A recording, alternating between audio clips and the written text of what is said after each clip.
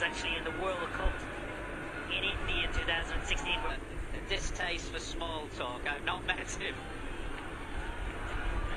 Absolutely. Words sometimes just don't work. Right, South Africa are out. England's openers walking to the middle. Out to the middle, but it's a very well established pair. Jason Roy, who could do with a few runs really. And Josh Butler, who set off like a train the other evening in Bristol, before was brilliantly taken by David Miller in the deep. But it's Roy really. If you listen to him before that Bristol game, he talked about feeling okay, feeling not far away from his best form, but I think he knows, given the way things have gone from over the last 12 months, 12, 18 months, that he could just do with getting back to performing and producing his best on the international stage. So an opportunity for him here tonight on what is a good pitch, and 207 is clearly it's a big score, but it's a measure of,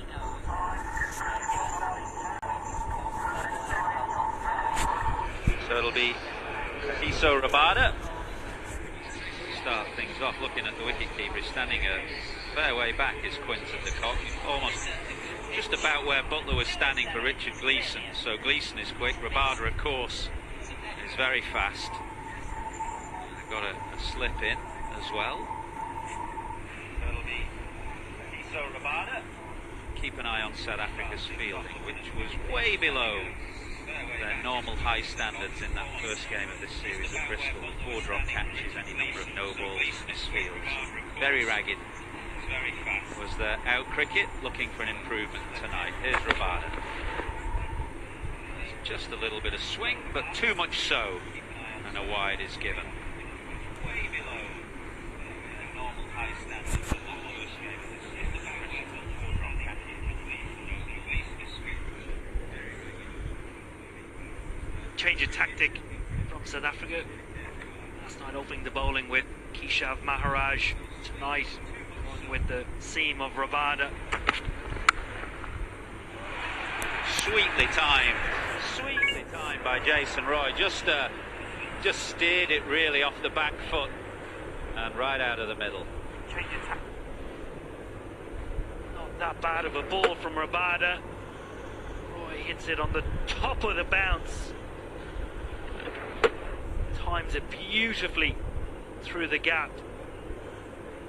Generally we've seen teams try and bring the ball back at Jason Roy and bowl straight, and Rabada has just given him a bit of width there. No! Tries to straighten up his line. That was in at around middle and off, and that's where they'll look to be. Off stump, probably no wider, and if anything bringing it back to around middle.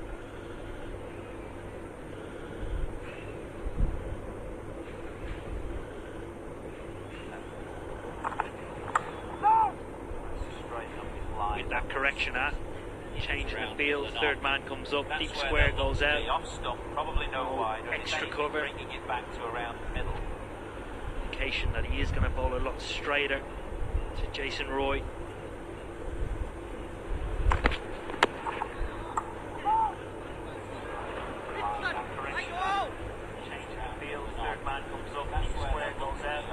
And why would they have moved away from Maharaj? Presumably just because of the vulnerability to those short, straight boundaries. I think it's another attribute, or subsequently playing in a new ground that has dimensions, longer, squarer. Proved earlier, even the best leg spinners in the world, in Adil Rashid, turning the ball still proved very difficult with the boundaries being very short, straight.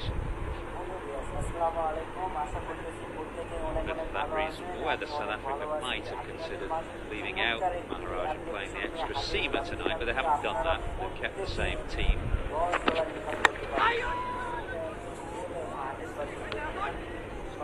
for Rabada. Butler sometimes just slightly gets his head the wrong side of the ball and just goes a bit in to out with his shot.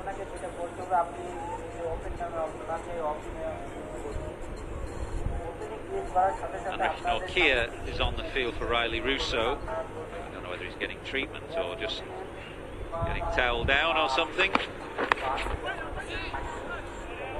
the pad? Yeah, it must have been. Must have been off the pad, otherwise would have been a wide.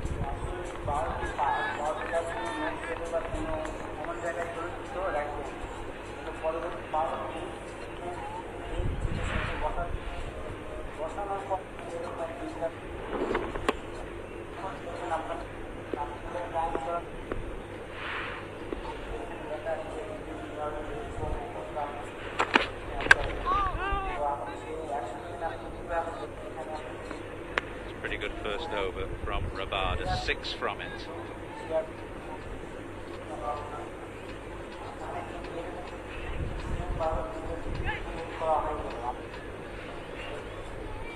Both teams unchanged from the first game at Bristol, so very powerful looking England. Top 6 or 7 really. Roy, Butler, Milan looked in good touch last night. Bairstow played brilliantly. Moeen Ali with the fastest T20 for England in internationals, and then the dangerous Liam Livingstone, and a bit of hitting below him as well.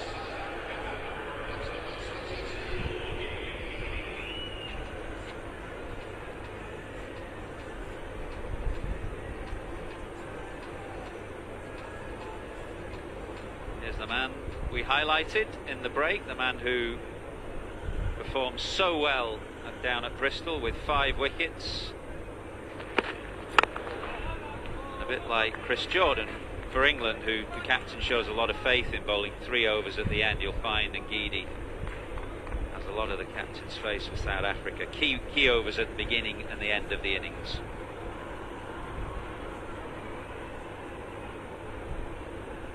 Good start from Ngidi. Fantastic last night, taking wickets towards the end of the innings. So important, the shortest format.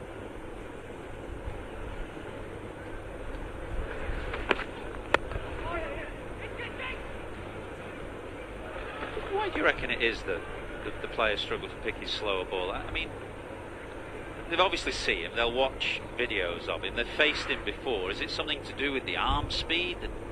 Does it come later, the deception, than other bowlers? What do you think? I think it's very late in his action and quite a natural turn of the wrists, as opposed to an obvious indication and something that has changed. The later you can do that as a bowler, the harder it then becomes to pick up as a batter.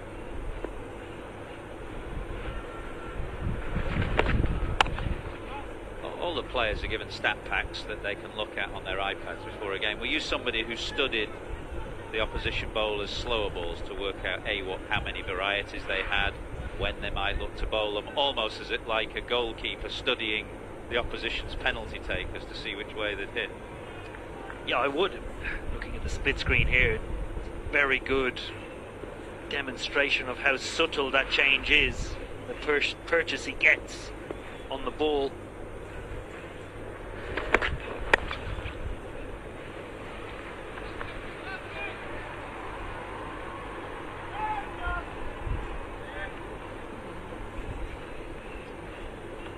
Come back to your question, I did look at a lot of footage, but it tended to be the better the slower bowler, the better the bowler.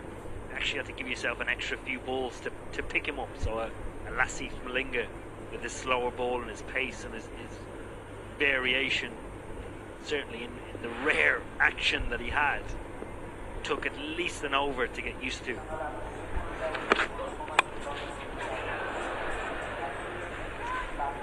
And that's the point, I suppose. If it's going to take you an over to get used to it in a 20-over game, that's valuable and precious time. So that presumably is the value of doing your homework that enables you to maybe latch on to these variations a little quicker.